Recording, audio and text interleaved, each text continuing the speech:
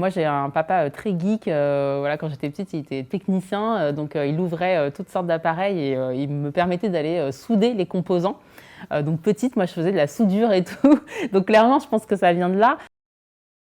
Je m'appelle Amélia Mattar, je suis la cofondatrice de Colorit. C'est une méthode qui permet d'initier les enfants au numérique, à la technologie, mais sans aucun écran. D'abord, on s'appuie sur un conte, sur une narration qui met en scène un petit garçon et une petite fille qui vivent des tas d'aventures autour du numérique.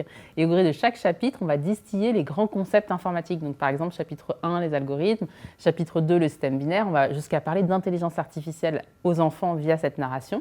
Et à partir de chaque chapitre, on va ensuite proposer des activités de manipulation.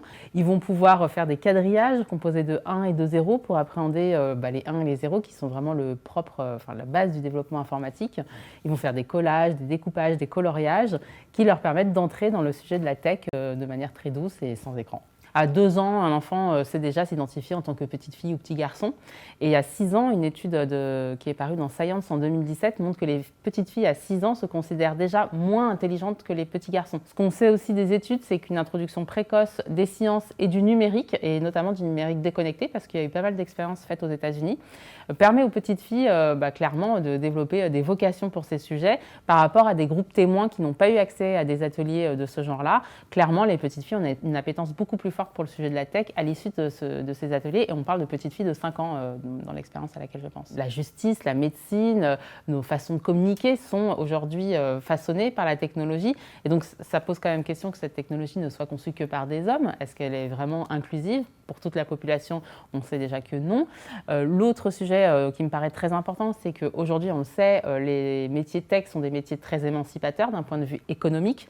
Or, quand on parle d'indépendance et d'égalité femmes-hommes, l'indépendance économique est primordiale, et c'est vraiment quelque chose de central quand on souhaite que les femmes puissent avoir leur place dans leur société. Et enfin, la dernière chose qui me paraît vraiment essentielle par rapport à la place des femmes dans la tech, et on ne le dit pas assez, c'est que ce sont des métiers qui sont hyper intéressants. Donc non seulement les femmes vont pouvoir s'émanciper économiquement, mais en plus elles vont pouvoir exercer des fonctions qui sont hyper stimulantes, qui permettent de prendre part véritablement aux gros enjeux de notre société. Enfin, aujourd'hui, la tech est absolument dans tous les métiers et au cœur de tous les métiers, donc c'est hyper intéressant. Il y a un sujet dont on parle peu, c'est l'éducation des garçons. Parce que finalement, l'inégalité existe parce que il y a un phénomène d'accaparation. Moi, j'admire et je suis surtout très reconnaissante des hommes que je croise et qui se saisissent de ce sujet, qui se sentent concernés.